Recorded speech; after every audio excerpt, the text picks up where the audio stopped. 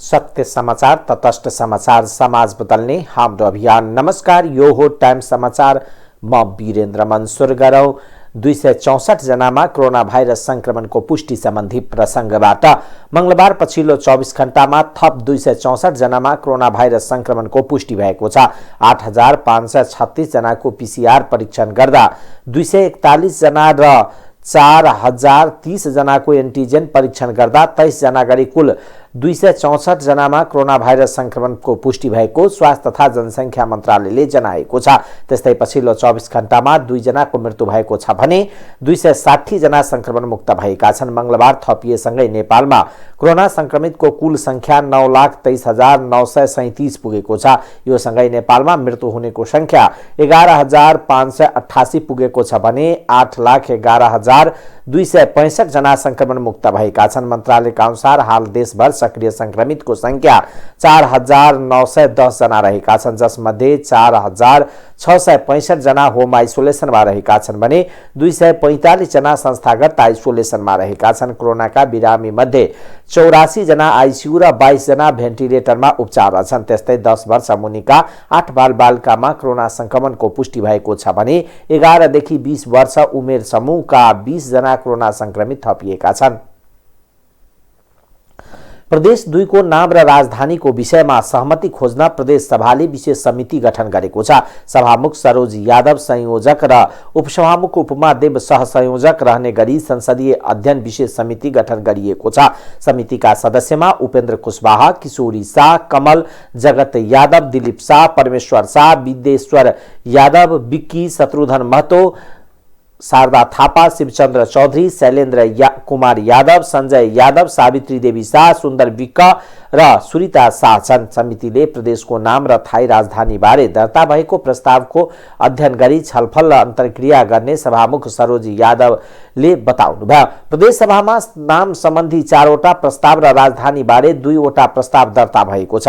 यो समितिले राजनीतिक सहमतिको आधारमा प्रदेशको नाम, राजधानी तय गर्ने सबै सरोकारवालासँग छलफल गर्नेछ। समितिले 15 दिनभित्र प्रदेश सभामा प्रतिवेदन बुझाउने सभामुख यादवले बताउनुभयो। जनता समाजवादी पार्टी, लोकतान्त्रिक समाजवादी पार्टी र माओवादी केन्द्रले प्रदेश 2 को नाम मध्य प्रदेश प्रस्ताव गरेको छ। त्यस्तै नेकपा एमाले र नेकपा एकीकृत समाजवादीले जानकी नाम प्रस्ताव गरेको छ। नेपाल कांग्रेसले मिथिला भोजपुरा नामाकरण प्रस्ताव गरेको छ। त्यस्तै कांग्रेसका केही सांसदहरूले मध्य मधेसको नाम राख्नुपर्ने भन्दै छुट्टै प्रस्ताव दर्ता गराएका छन्। बुधबार धनुषामा जनमत पार्टीले चक्का जाम गर्ने घोषणा गरेको छ। सिराहामा जनमतले थालेको आन्दोलनलाई समर्थन जनाउँदै धनुषामा समेत जिल्लाभर चक्का जाम गर्ने जनमत पार्टीले जनाएको छ।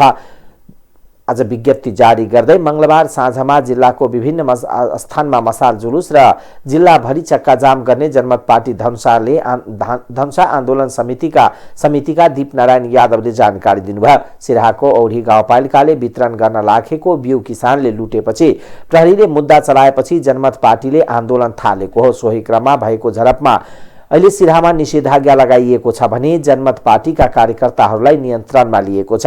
जनमत पार्टीका अध्यक्ष डाक्टर सीके राउतले पक्राउ परेका आफ्ना कार्यकर्तालाई 24 घण्टाभित्र नछाडे सिराहाका एसपीलाई जनकारवाही गर्ने धम्की समेत दिएका छन्। यता स्थानीय प्रशासनले सिराहामा लगाएको निषेधाज्ञा हटाएको छ।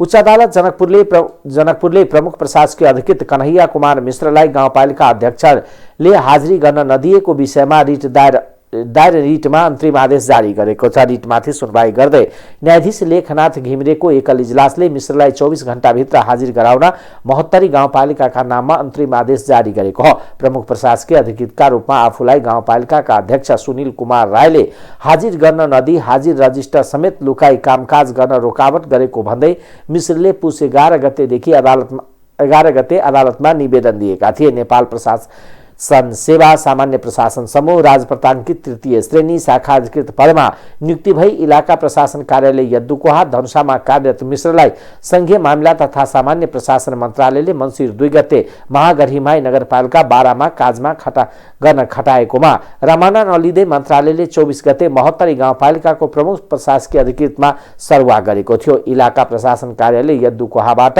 रमाना पत्र लिक खटाएको कार्यालयमा हाजिर हुन जाँदा गाउँपालिकाका अध्यक्ष रायले हाजिर गर्नबाट रोकेको भन्दै मिश्रले अदालतमा निवेदन दर्ता गराएका हुन्। महोत्तरी जिल्लाको एकडाँडा गाउँपालिका 3 भटौलिया बजारमा गैराती अज्ञात समूहले एकैसाथ 5 वटा पसलमा आगजनी गरी लाखौंको क्षति पुर्याएको छ।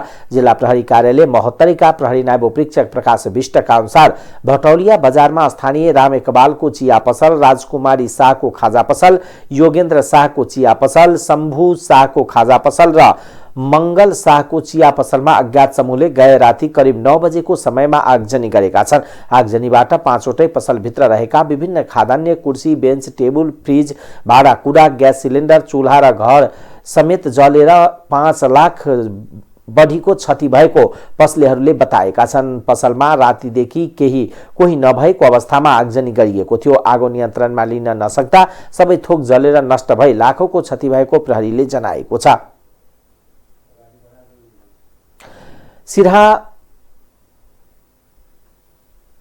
सिराहामा निषेधाज्ञा स्थानीय प्रशासनले लगाएको निषेधाज्ञा साँझबाट हटाएको छ। स्थानीय प्रशासनले जनमत पार्टीले केही दिन अघिदेखि सिराहा जिल्लामा गरिएको आम हडताल र चक्काजामका कारण सर्वसाधारणमा पर्न सक्ने सम्भावित जोखिमलाई मध्यनजर गर्दै मंगलबार र बुधबार जिल्लामा निषेधाज्ञा लगाएको थियो। प्रमुख जिल्ला अधिकारी लालबाबु कबाडीले 2 दिन बिहान 5 बजेदेखि बेलुका 7 बजेसम्म जिल्लाभरि निषेधाज्ञा लगाइएको जानकारी विज्ञप्ति मार्फत जानकारी दिनुभएको थियो। त्यसैगरी आज विभिन्न राजनीतिक दलहरूको बैठकले निषेधाज्ञा तत्काल हटाएर जिल्लाको अवस्था सामान्य पार्न स्थानीय प्रशासनलाई आग्रह गरेको थियो।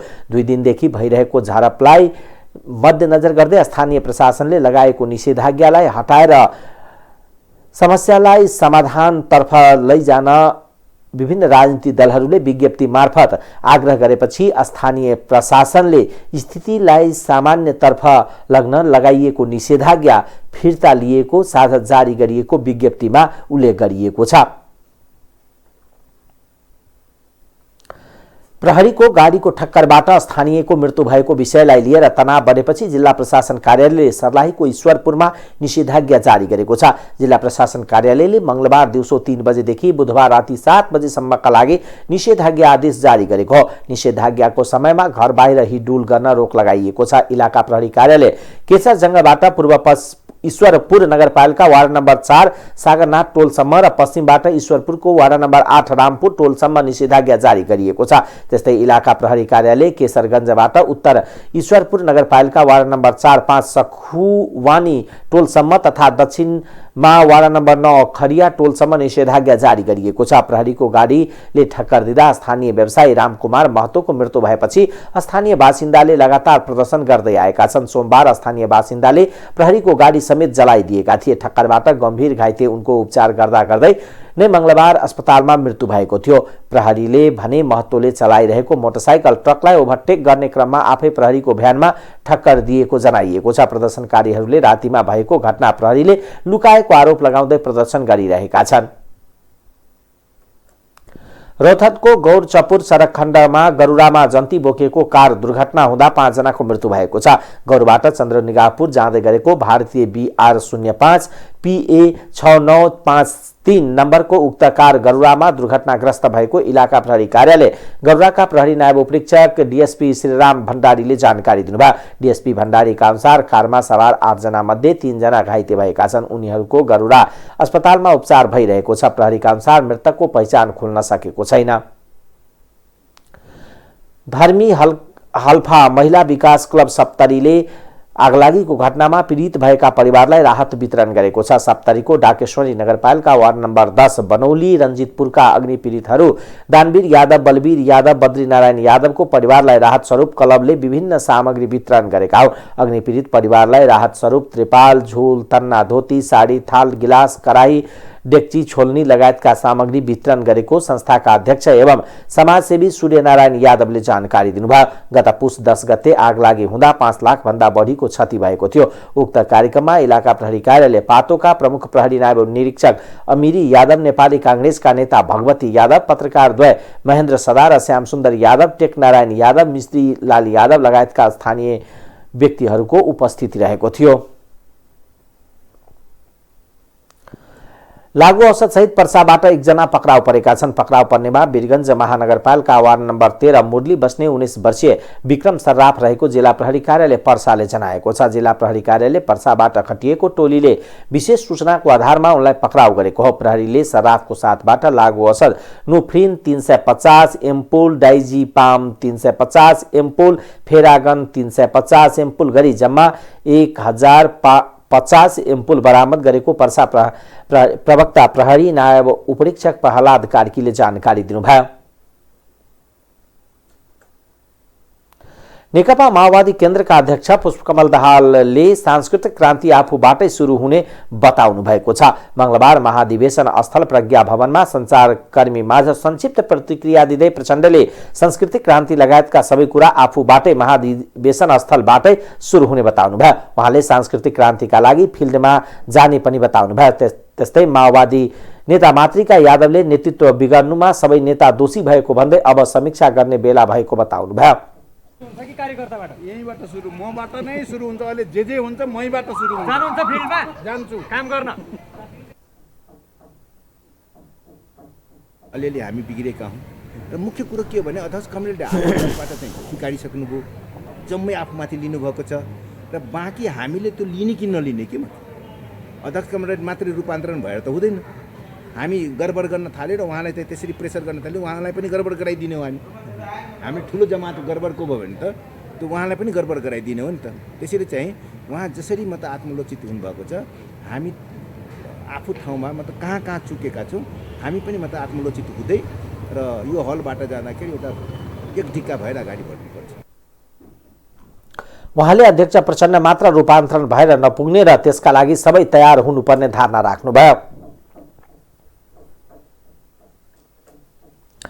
नेकपा माओवादी केन्द्रका नेता राम कार्कीले महाधिवेशनमा पूरक प्रस्ताव पेश गर्नुभएको छ। अध्यक्ष प्रचण्डले पेश गरेको दस्तावेजमा केही कुरा अस्पष्ट भएको र समावेश नै नभएको भन्दै कार्कीले पूरक प्रस्ताव पेश गर्नुभएको हो। प्रस्तावमा पुँजीवादी विकासको चरणमा पुगेपछि युद्ध अपरिहार्य बन्न जाने र यसबाट बच्न चिनिया प्रयास प्रशंसनीय भएको उल्लेख गर्दै नेपाल पनि यही मोडेलमा जानुपर्ने उल्लेख छ। यस्तै आउँदो चीनलाई घेर्ने संयुक्त राष्ट्र अमेरिकाको रणनीतिक अन्तर्गत उसले भारतसँग सबै प्रकारको गठबन्धन गरिरहेको भन्दै शीत युद्धको संघारमा नेपालले बुद्धिमत्तापूर्वक दीर्घकालीन नीतिहरू अख्तियार गर्न नसकेमा भविष्य भयावह हुने निश्चित रहेको पनि कार्कीले उल्लेख गर्नुभएको छ। नेपालको मुख्य लडाई पुँजीवादसँगको भएको र यसमाथि विजयबाट समाजवाद नै पर्याप्त हुने कार्कीले उल्लेख गर्नुभएको छ। त्यस्तै पार्टीका सम्मेलन, बैठक, अधिवेशन र महाधिवेशनहरू नीति प्रधान कार्यक्रम बनाउनु पर्ने र मार्क्सवाद, लेनिनवाद, माओवादकै पनि थप अध्ययन, छलफल र व्याख्या गर्नुपर्ने कार्कीले बताउनुभयो। आन्दोलनमा जुन कुराहरू चाहिँ कमी छन्, नेपालको प्रजातान्त्रिक आन्दोलनमा जुन कुराहरू अपुग छन्, त त्यो कुराहरूलाई सबैको ध्यान जाओस्, हाम्रो कार्यकर्ताहरूको ध्यान त्यहाँ जाओस् भनेर दस्तावेज तयार गरेको हो।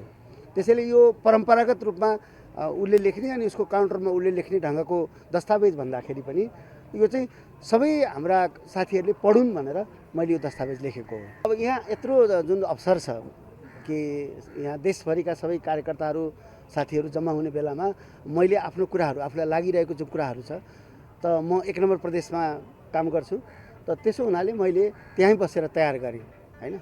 त त्यो दस्तावेज चाहिँ मैले साथीहरूको बिचमा वितरण गराएको छ।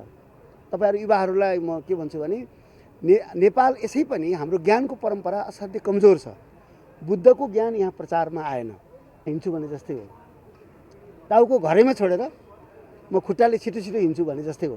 त त्यसो हुनाले मुख्य कुरा टाउकोकै कुरा हो, सोचकै कुरा हो। त नेपालसँग अहिले आफ्नो रणनीति छनौट गर्न नेपाल सकिरहेको छैन। मैले भनेको संघीयता सही अर्थमा लागू भएन। अब तपाईले गएर हेर्न सक्नुहुन्छ। अब मैले त्यहाँ उठाएको कुरा त्यही छ। संघीयता भनेको अर्थ के हो त भन्दा चौतारामा बसेर, बारीको डिलमा बसेर, चौरमा बसेर विकास निर्माणका छलफलहरू गर्न सकियोस् हैन। सजिलै चाहिँ कार्य सम्पादन होस् भनेर संहिता ल्याएको। तर अब हामी तल के देख्छौँ भने मेयरको 70 लाखको गाडी, उपमेयरको चाहिँ 80 लाखको गाडी, अर्कोको चाहिँ 90 लाखको गाडी, अनि न्वारानमा गइरहेछन्, पास्नीमा गइरहेछन् अलग अलग गाडी लिएर। के नेपाल त्यो सक्छ? त्यो अफोर्ड गर्न सक्छ नेपाललाई? बनाएको छ भने भारतलाई। त त्यो स्थितिमा उत्तरमा चीन छ, दक्षिणमा भारत छ, हामी यहाँ छौँ भनेपछि हामी संवेदनशील बन्नुपर्छ। अर्को कुरो मैले उठाएको कुरा के भने हामीले कृषिलाई औद्योगिकरण गरेर चौकाचौँध गर्ने भनेर 70 वर्ष बितायौँ, खरबौँ रुपियाँ खर्च गऱ्यौँ, तर हाम्रो हालत यस्तो छ। अहिले हामी अन्नमा पनि परनिर्भर बनेका छौँ। त्यसैले अब जमिनलाई फ्याक्ट्री बनाउने सपना छोडेर हामी एग्रो इकोलोजिकल फार्मिङमा जानुपर्छ। नेपालमा जुन कुराहरू चाहिँ कमी छन्, नेपाल कम्युनिस्ट पार्टी प्रभावी नभएको देशका विश्वविद्यालयमा कम्युनिस्ट सिद्धान्त, विचारधारा, राजनीतिक दर्शन आदिको विषयमा छलफल हुने गरेको तर नेपालमा पनि छलफल हुन छाडेकोमा कार्कीले चिन्ता व्यक्त गर्नुभएको छ। जनयुद्धले गर्दा स्थापित भएका मूल्य, सदाचार, सामूहिकता आदिमाथि मध्ये कतिपय मानवीय सम्पदाहरूको क्षय हुँदै गएको भन्दै मुद्दाहरूको संरक्षण र सम्वर्धन गर्नु माओवादीको कर्तव्य भएको कार्कीले बताउनु भएको छ। नेकपा माओवादी केन्द्रको महाधिवेशनमा अध्यक्ष पुष्पकमल दाहाल प्रचण्डको राजनीतिक प्रतिवेदनमाथि अहिले विभिन्न 25 वटा समूह बनाएर छलफल भइरहेको छ। नेकपा माओवादी केन्द्रको थाई कमिटी बैठकमा नयाँ केन्द्रीय कमिटी विधानले व्यवस्था गरे अनुरूप समानुपातिक प्रतिनिधित्वको आधारमा बनाउने छलफल भएको छ। मंगलबार बसेको माओवादी केन्द्रको थाई कमिटी बैठकले केन्द्रीय कमिटी क्लस्टरको आधारमा युवा, मुस्लिम, महिला, जनजाति लगायतको प्रतिशत र कमिटी बनाउँदा संविधानमा व्यवस्था गरिए अनुरूप समानुपातिक प्रतिनिधित्व हुने गरी गर्ने र त्यसको निम्ति तयारी गर्ने निर्णय गरिएको थाई कमिटी सदस्य देवेन्द्र पौडेलले जानकारी दिनुभयो। ग्रुपमा सबै स्थायी समितिका साथीहरू र प्रदेश इन्चार्जहरू छलफल चलिरहेका ग्रुपमा जाने र ग्रुप लिडर छान्न र ग्रुपमा छलफलको निम्ति सहजीकरण गर्ने र 15 मिनट ग्रुप लिडरले प्रस्तुत गर्नको निम्ति समय दिने र हामी भोलि 1 बजेदेखि सुरु गर्ने र पर्सि पनि दिनभरि गरेर 16 गतेसम्म सक्ने गरी ग्रुपमा वैचारिक छलफलमा सहजीकरण गर्नको निम्ति जाने भन्ने कुरा भएको छ। त्यसको साथसाथै हामीले भनेको क्लस्टरका आधारमा युवाहरूको प्रतिशत, मुस्लिमको प्रतिशत, महिलाको प्रतिशत, त्यसपछि जनजातिको प्रतिशत र संविधानमा व्यवस्था गरिए अनुरूप सकेसम्म कमिटी बनाउँदा समानुपातिक प्रतिनिधित्व हुने गरी कमिटी निर्माण गर्ने, त्यसैको निम्ति अब तयारी गर्ने भन्ने कुरा पनि भएको छ। त्यसको साथसाथै अरू व्यवस्थापकीय हिसाबले हामीले यो राष्ट्रिय सम्मेलन भनेर सुरुवात गरेका थियौँ। 2 दिन लम्बिने भयो। 2 दिन लम्बिने भएको हुँदाखेरि व्यवस्थापनसित सम्बन्धित यो हलदेखि लिएर अरू कतिपय कुरा पनि फेरि सम्बन्धित ठाउँमा कुराकानी गरेर कार्यक्रमलाई विस्तार गर्ने कुरा भएको छ। अहिले यति भएको छ। उहाँका अनुसार बैठकमा थाई कमिटी सदस्य र प्रदेश इन्चार्जहरूले समूहगत छलफल चलिरहेको ग्रुपमा गएर सहजीकरण गर्ने भएका छन्। नेकपा माओवादी केन्द्रको 8औं राष्ट्रिय महाधिवेशन अन्तर्गतको बन्द सत्र बुधबार दिउँसो 1 बजे सुरु हुने भएको छ। मंगलबार महाधिवेशन स्थल कमलादी नेपाल प्रज्ञा प्रतिष्ठानमा बसेको माओवादी अध्यक्ष मण्डलको बैठकले बुधबार 1 बजेदेखि बन्द सत्र सुरु गर्ने निर्णय गरेको एक नेताले जानकारी दिनुभयो। माओवादी केन्द्रको महाधिवेशनमा सोमबार अध्यक्ष पुष्पकमल दाहाल प्रचण्डले राजनीतिक प्रतिवेदन पेश गरेका थिए। सो प्रतिवेदनमाथि मंगलबार समूहगत छलफल भइरहेको छ। समूहगत छलफलका लागि 25 समूह बनाइएको छ।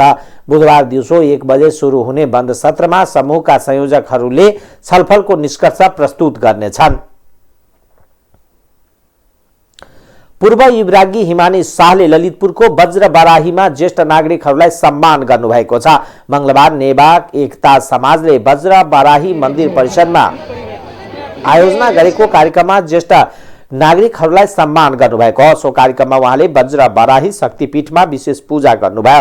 पुजारी वासुदेव कर्मचारीले टीका लगाइदिएका थिए। ललितपुरको वज्र बराही पुग्दा उहाँलाई स्थानीयवासीले भव्य स्वागत गरेका थिए। बाहुलीबाट 4 जनालाई सम्मान कार्यक्रम गरि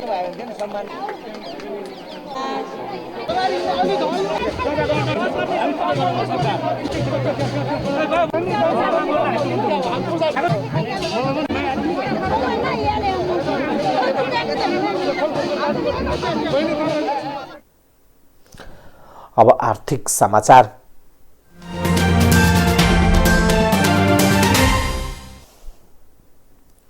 कोरोना महामारीबाट प्रभावित मुलुकको अर्थतन्त्र पुनरुत्थानमा गएको देखिएको छ। नेपाल राष्ट्र बैंकले विभिन्न परिसूचकको विश्लेषण अर्थात् अर्थतन्त्र पुनरुत्थानमा गएको देखिएको हो। 2076 देखि विश्वव्यापी रूपमा फैलिएको कोरोना महामारी र त्यसलाई रोक्नका लागि बन्दाबन्दीले नेपालको अर्थतन्त्र पनि प्रभावित भएको थियो, जुन पछिल्लो समय पुनरुत्थानमा गएको राष्ट्र बैंकको भनाइ छ। मुलुकै अझ पनि कोरोना मुक्त भइसकेको छैन, तर अर्थतन्त्र भने पुनरुत्थानतर्फ अगाडि बढेको राष्ट्र बैंकको निष्कर्ष छ। नेपाल राष्ट्र बैंकले बुधबार काठमाडौँमा आर्थिक पत्रकारसँग छलफल गर्दै अर्थतन्त्र पुनरुत्थानमा गएको बताएको हो। अर्थतन्त्र पुनरुत्थानकै क्रममा आयात र कर्जा वृद्धि दर उच्च रहन गएको राष्ट्र बैंकको भनाइ छ। राष्ट्र बैंकका गभर्नर महाप्रसाद अधिकारीले कोरोनाबाट मुलुक अझ मुक्त भएका छैन, तर यो अवस्थामा पनि अर्थतन्त्र पुनरुत्थान उन्मुख छ।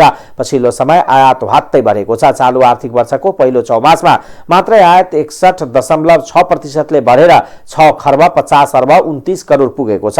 यस अवधिमा बैंक तथा वित्तीय संस्थाहरूबाट निजी क्षेत्रमा प्रवाहित कर्जा करिब 9% बढेको छ। अर्थतन्त्र पुनरुत्थानतर्फ अगाडि बढेकोले आयात र कर्जामा वृद्धि दर बढेको राष्ट्र बैंकको निष्कर्ष छ। पछिल्लो समय अर्थतन्त्रका विभिन्न परिसूचकमा नकारात्मक संकेत देखिएको पनि राष्ट्र बैंकले बताएको छ। वैदेशिक व्यापार घाटा र चालू खाता घाटा बढेको र शोधान्तर स्थिति पनि घाटामा गएको राष्ट्र बैंकको भनाइ छ। विदेशी मुद्रा सिंचित पनि घट्दै गएको छ। आयात बढेकोले कर्जा प्रवाह बढेको बताइएको छ। आयातका लागि आवश्यक पर्ने रकम भुक्तानी गर्न कर्जा प्रवाह बढेको राष्ट्र बैंकको भनाइ छ। अर्थतन्त्रमा देखिएको समस्यालाई सुधार गर्ने राष्ट्र बैंकले केही कदम उठाएको छ। तरलता व्यवस्थापन गर्न पुस 5 गतेसम्म थाई तरलता सुविधा मार्फत 25 खर्ब प्रवाह गरेको छ। त्यस्तै ओभरनाइट रिपो मार्फत 69 अर्ब, रिपो मार्फत 2 खर्ब 20 अर्ब, सोझै खरिद मार्फत 27 अर्ब तरलता प्रवाह गरिएको राष्ट्र बैंकका कार्यकारी निर्देशक डाक्टर प्रकाश कुमार श्रेष्ठले बताउनुभयो। कर्जा निक्षेप अनुपात सीडी रेसियो 90% कायम गर्न पनि सहजता प्रदान गरिएको राष्ट्र बैंकको भनाइ छ। राष्ट्र बैंकले चालु आर्थिक वर्षको मौद्रिक नीति मार्फत सीसीडी रेसियो खारिज गरेर 90% को सीडी रेसियो कायम गर्नुपर्ने व्यवस्था गरेको थियो, जसका लागि आगामी असार मसान्तको समय सीमा दिएको छ। पछिल्लो पटक शोधान्तर घाटा पछिल्लो 5 वर्ष यताकै उच्च बिन्दुमा पुगेको छ। गत कार्तिक मसान्तसम्म शोधान्तर घाटा 1 खर्ब 50 अर्ब पुगेको छ। त्यसलाई कम गर्नका लागि चाँदी आयातमा सीमा तोकिएको राष्ट्र बैंकको भनाइ छ। गैर आवासीय नेपालीलाई यहाँका बैंकमा बचत खाता खोल्न दिनेदेखि वैदेशिक रोजगारमा गएकालाई मुद्दती निक्षेपमा 1% बिन्दु थप ब्याज दिने व्यवस्था गरिएको छ। त्यसले निक्षेप संकलनमा सुधार आउने अपेक्षा गरिएको राष्ट्र बैंकको भनाइ छ। विदेशी ऋण ल्याउन सहजता प्रदान गरेको तथा नन डेलिभरेबल डेरिभेटिभ फरवर्ड विदेशमा राख्न सक्ने सीमा घटाइएको राष्ट्र बैंकको भनाइ छ। साथै अन्तर्राष्ट्रिय मुद्रा कोषसँग लिन लागेको विस्तार ती कर्जा पनि स्वीकृति हुने लागेको बताइएको छ। अब अन्तर्राष्ट्रिय समाचार।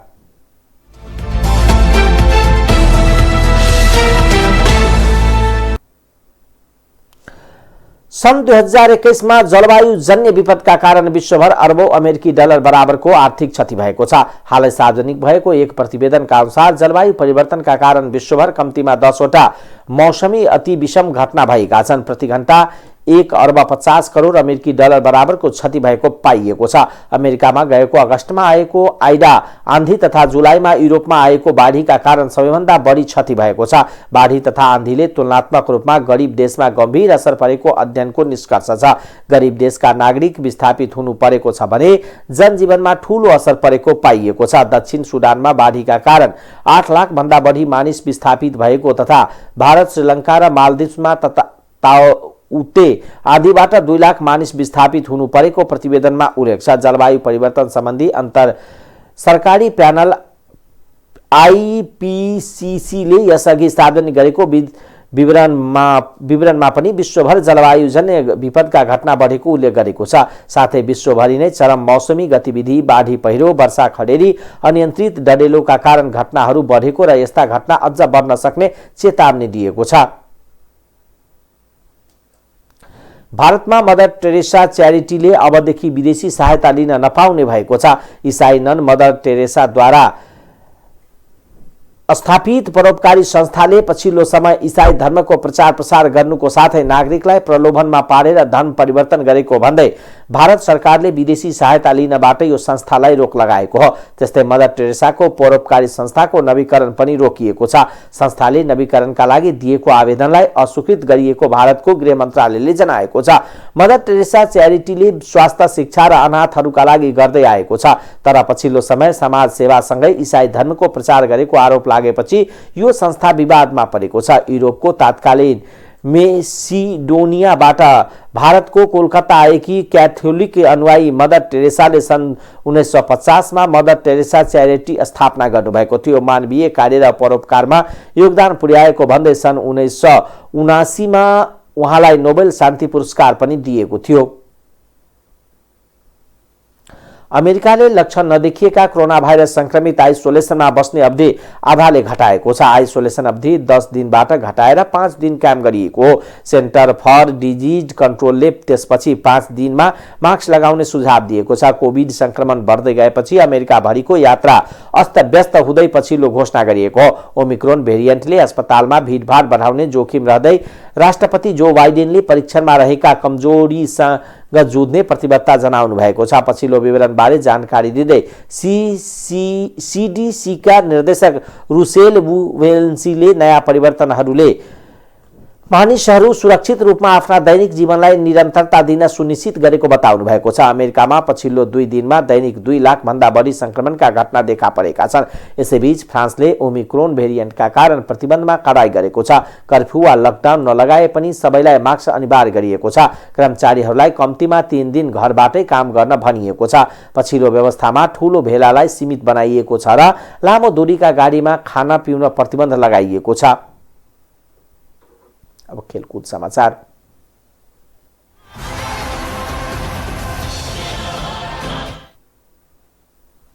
नेपाली महिला टोलीले एबीसी सेन्ट्रल जोन भलिबलको उपाधि जितेको छ। मंगलबार उज्बेकिस्तानलाई 3-2 सेटमा हराउँदै नेपालले उपाधि जितेको छ। बंगलादेशको बीममुरमा रहेको शहीद सरवार्दी इन्डोर स्टेडियममा भएको खेलमा नेपालले पहिलो सेट 25-24 ले जित्यो। त्यस्तै दोस्रो सेटमा बंगलादेश 25-24 ले विजय भयो।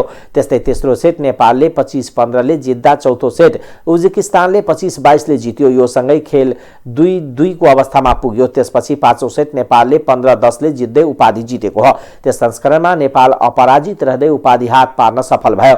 नेपाल गएको संस्करणको पनि विजेता हो।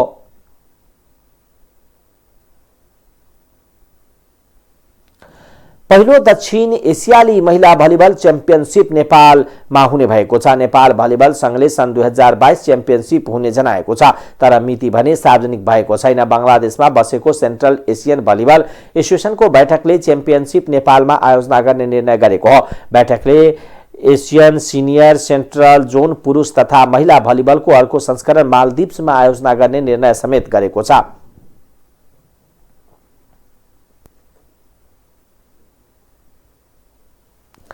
नेपाल क्रिकेट संघ क्यानले नियुक्त गरेको नेपाली पुरुष क्रिकेट टोलीका मुख्य प्रशिक्षक बुधु दासा नायकेले नेपाली टोलीको जिम्मेवारी पाएकोमा खुशी व्यक्त गर्नुभएको छ। मंगलबार दिउँसो नेपाल आइपुगेका मुख्य प्रशिक्षक दासा नायकेले यस्तो बताउनु भएको हो। त्रिभुवन विमानस्थलमा पत्रकारसँग कुरा गर्दै उहाँले नेपालको चुनौती सामना गर्न आफू तयार भएको पनि बताउनु भयो। पहिलो नेपाली टोली सम्हाल्दा र अहिले टोली सम्हाल्दा फरक भएको भन्दै प्रशिक्षक दासा नायकेले नेपाली क्रिकेटलाई नयाँ उचाइमा पुर्याउने जिम्मेवारी थपिएको बताउनु भयो। प्रशिक्षक बुधले अहिले नेपाली टोलीमा खेलाडी र क्यान बीचको समस्या संसारका सबैजसो देशमा हुने गरेको र नेपालको समस्या सामान्य भएको भन्दै बन्द कोठाभित्र रहेर छलफल गरेको खण्डमा समाधान हुने विश्वास व्यक्त गर्नुभयो। प्रशिक्षक दासा नायकेले क्रिकेट अगाडि बढाउनको लागि खेलाडी र क्यानले सहयोग गर्ने विश्वास व्यक्त गर्नुभयो। Different from where I came in 2011. 2011, the team was in the Division 4 when I came first time. Now is a ODI status country and T20 status country. So the challenges are different on the field. There are a lot of things to work. And of course, as you all know me, I just want to take Nepal into the next level and get into a few World Cups and have that positive atmosphere within Nepal cricket. When you talk about the cricket side, I think the Nepal cricket team has done a lot of work. And of course, as you all know me, I just want to take Nepal into the next level and get into a few World Cups and have that positive atmosphere within Nepal cricket. 2 years back, I there's a lot to improve, and one positive thing is that we have great talent coming up, and the cricket structure in the world also has been a bit changed, so Nepal has to adjust into that setup. So a lot of planning, a lot of work to do, so I'm really looking. क्यानको गएको मङ्सिर 25 गते board बैठकले मुख्य प्रशिक्षकका रूपमा फुबुदुलाई अनुमोदन गरेपछि फुबुदुले फेरि नेपाल टोली सम्हाल्ने जिम्मेवारी पाएका हुन्। प्रशिक्षक दासा नायकेले यसअघि सन् 2011 देखि 2015 सम्म नेपाली टोली सम्हालिसकेका छन्। उनकै प्रशिक्षणमा नेपालले पहिलो पटक सन् 2014 मा आईसीसी टी20 विश्वकप खेलेको थियो। टाइम समाचार अहिलेको लागि यति नै। हेर्दै गर्नुहोला टाइम्स टेलिभिजन। नमस्कार।